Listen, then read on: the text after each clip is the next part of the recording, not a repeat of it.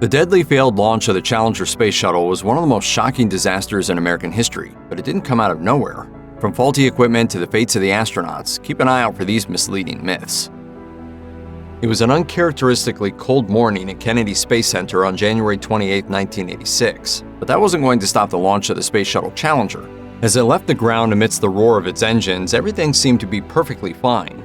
But just 73 seconds into the launch, when the shuttle was about 46,000 feet into the atmosphere, it was suddenly surrounded by a massive fireball and dramatically broken to pieces. Pilot Michael Smith's final recorded words of "uh-oh" were the only indication that the astronauts knew something had gone awry. Parts of the shuttle may have reached as high as 65,000 feet before crashing into the Atlantic Ocean. No one on board survived. The disaster was soon followed by an intensive investigation, as well as much media attention. But as much as the Challenger disaster became a part of recorded history, there are still a significant number of rumors and misconceptions about exactly what happened.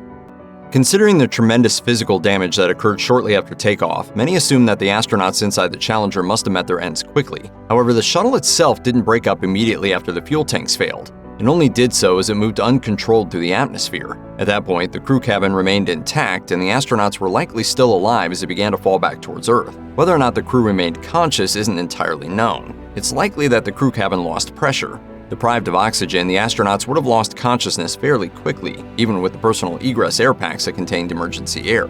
However, a 1986 report from NASA biomedical specialist Joseph P. Kerwin noted that during the recovery process, it was determined that at least 3 of the packs had been activated, which can only happen manually.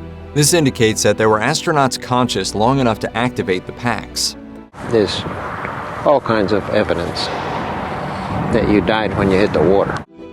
When viewing the footage of the Challenger disaster, it's easy to conclude that the shuttle exploded. There's a large fireball, quickly followed by the disintegration of the rocket and shuttle, but a closer look shows that the breakup technically wasn't an explosion at all. Essentially, the root cause of the disaster was a fuel leak in the shuttle's right solid fuel rocket booster. During the launch, the escaping fuel caught fire, weakening connections between the booster and the large liquid fuel rocket. Eventually, the booster broke loose, swung around, and pierced the liquid fuel tank, releasing liquid oxygen. The liquid hydrogen fuel tank had also already been compromised by the fire and had begun to leak as well. When the two fuels mixed, they ignited and created the large fireball. However, the boosters actually survived this catastrophic failure and continued flying on their own until NASA officials remotely detonated them over the Atlantic. The shuttle also survived the fireball, at least for a short while. It continued flying for a moment, but soon after breaking away from the fuel tanks, the aerodynamic forces acting upon it tore the craft apart. Ultimately, while the fireball was quite dramatic, it had few of the auditory or physical effects of an explosion, such as a shock wave or loud noise. Though many spectators were shocked, at least some people at NASA knew that something could go wrong. An official investigation found that the fuel leak had been caused by faulty O-rings manufactured by the company Morton Thiokol. The O-rings were meant to seal joints in the solid fuel rocket boosters. Their failure meant that fuel leaked and ignited during the launch. Less than a day before the launch, engineers at Morton Thiokol raised serious concerns about the O-rings. The main issue was the unusually cold temperatures predicted for the next morning. At the time of the Challenger's 11:38 a.m. launch, it was only 36 degrees Fahrenheit. However, the O-rings that helped to seal the joints in the rocket boosters were rated to fly at a minimum of 39 degrees.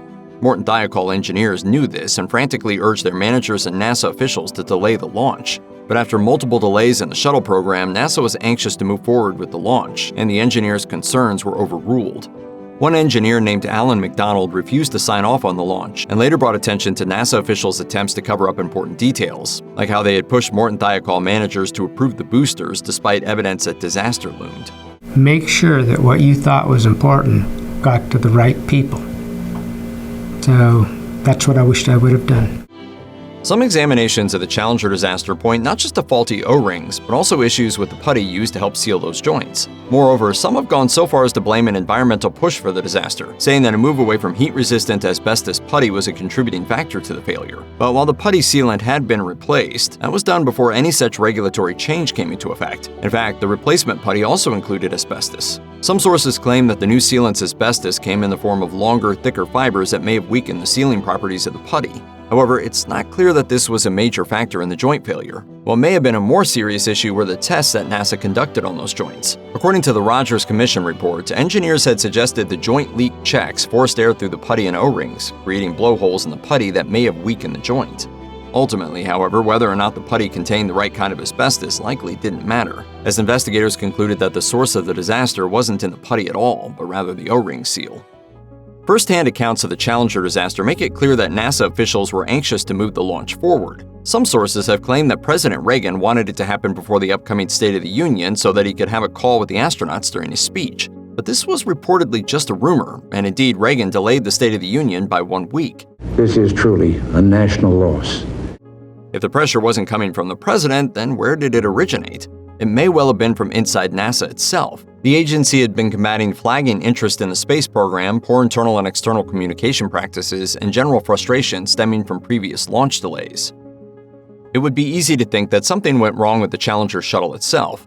After all, like all the other space shuttles, it had main engines on the craft in addition to the rocket boosters meant to get it into orbit. Those engines used liquid oxygen and liquid hydrogen, which were mixed to combust and provide power. However, the truth is that the Challenger worked fairly well. For a brief moment or two after the fuel rockets failed, it continued flying on its own, though the intense physics of its high-speed, uncontrolled flight through the atmosphere soon caused it to break apart. If not attached to the rocket, the shuttle could have theoretically been able to return to Earth as a glider under minimal power.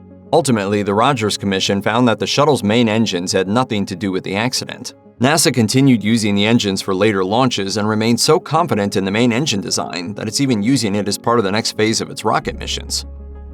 It's fair to say that once a Challenger launched, there was little chance of escape. According to the Rogers reports, early on in the shuttle program, a thrust termination procedure was considered. This would have allowed for the rocket boosters to stop firing mid-flight, allowing crew members to evacuate the vehicle. However, this proved to be tricky in practice.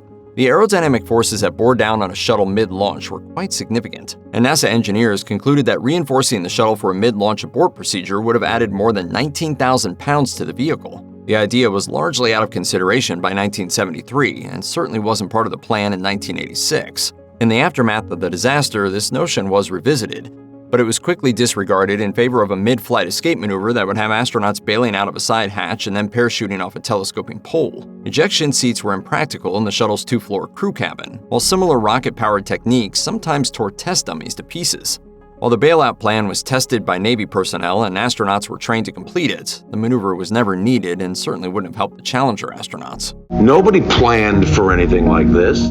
Cold weather was rightfully considered a major factor in the Challenger disaster. However, putting all the blame on low temperatures doesn't offer the fullest picture of what happened. Issues with the O-rings had already been known to officials and were observed after launches on higher temperature days. Furthermore, investigators suggested that the rocket section joints had further issues. These included a sealant putty that may have contained enough air holes that could have directed heat and fuel towards the O-rings, damaging them further. But perhaps the biggest problem of all wasn't the result of the damaged O-rings or faulty putty, but an inflexible decision-making process. NASA officials were clearly anxious to go forward with the launch. They were pushed along by the desire to deploy scientific equipment at the right time, avoid expensive delays, and recapture flagging public interest in the nation's space program. Some have also suggested that Krista McAuliffe's schedule played a role. She was set to teach on the 4th day of the mission, meaning a delay would have had her teaching on the weekend with no children in school.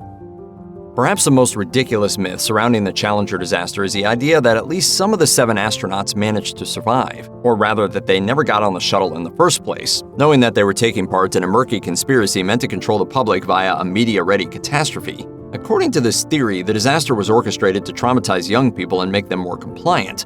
But evidence for this notion is pretty shaky, as it's based on claims that living professionals and academics are the surviving astronauts. If so, they're not exactly doing a good job at laying low. For instance, why would astronaut Judith Resnick fake her death and take on a new life as a high-profile Yale academic with the same name?